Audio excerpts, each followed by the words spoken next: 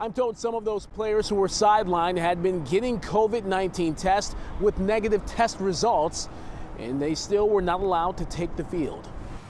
Flag on the play. Cass Tech parents and students frustrated after 50 football players were sidelined because of the city's COVID protocols. For me personally, I'm a senior, so it's very frustrating, not being able to play with my guys, along with it being the first, home game of the season and it being a night game, knowing everybody's going to be there. A lone player reportedly tested positive for the coronavirus last week, forcing the others to quarantine for 14 days, keeping them out of action against Renaissance High School last Friday. So we have seniors on the team that need film, they need footage, they're trying to be seen, they want to get to college, and we can't do that if they're sat on the sidelines. And out of the classroom.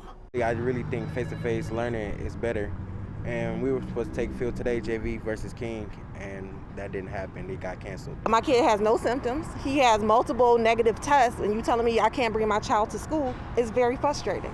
And speaking of negative tests, that lone player said to have tested positive, prompting others to quarantine. He later received 3 negative test results. Parents think the first was a false positive. We need to have a way for our boys to be able to be safe, but to be able to get on the field as long as they're testing negative. Only 18 players took the field against Renaissance Friday. An exception was made for those players because they're all vaccinated. If we were to proceed as current, that means it's almost like a vaccine mandate, right? Because your son can't play if he's not vaccinated. This Friday's varsity game is at Cass Tech against East English Village. As a homecoming game, so this will be our last home game of the season.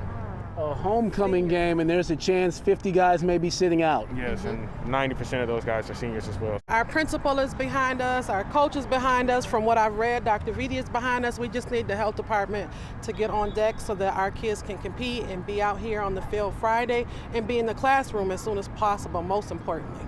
DPSCD Superintendent Dr. Nikolai Vitti says they've been working with the health department to adjust the quarantine recommendations. We have a statement from Denise Fair, the chief public health officer for the city of Detroit, and it reads in part: the Detroit Health Department met with representatives today to discuss protocols to ensure the safety of all students and staff.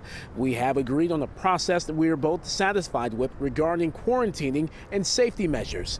We will continue to monitor the overall infection rate in the city of Detroit and make adjustments accordingly. In Detroit, I'm Randy Wembley, and this is The Edge.